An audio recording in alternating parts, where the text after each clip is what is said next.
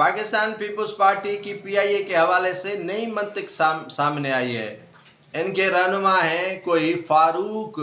Pakistan Peoples party Punjab کے رانا فاروق غالباً، انہوں نے ایک نئی منطق سمجھائی ہے کہ جناب ایسے کریں کہ پی آئی اے بھی فروخت ہونے سے بچ جائے گی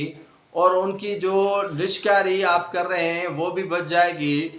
ان سے پوچھا گیا کہ جناب کیا آپ کے پاس فارمولہ ہے، کیا منطق ہے؟ تو انہوں نے کہا کہ پیپلز پارٹی اس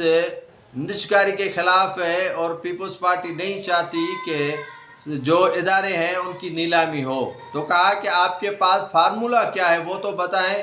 تو فاروق صاحب نے بولا کہ 100 روپیہ پر گھر پر سال پر جو ہے وہ بجلی کا بل اور گیس میں لگا کر بھیجیں اور اسے جو رقم ملے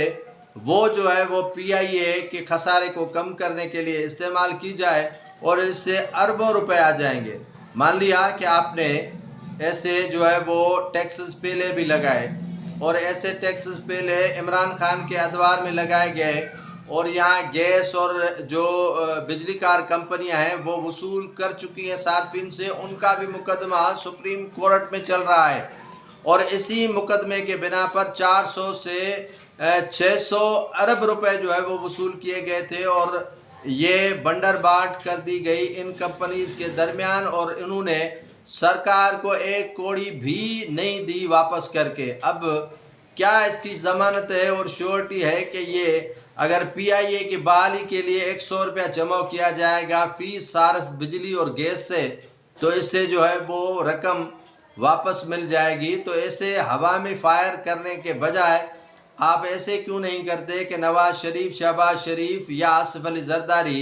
اپنی املاک کو بیچ کر، جو سیاستدان ہیں وہ اپنی املاک کو بیچ کر جنہوں نے اداروں کو فروخت کیا ہے آئی ایم ایف کے آگے، جنہوں نے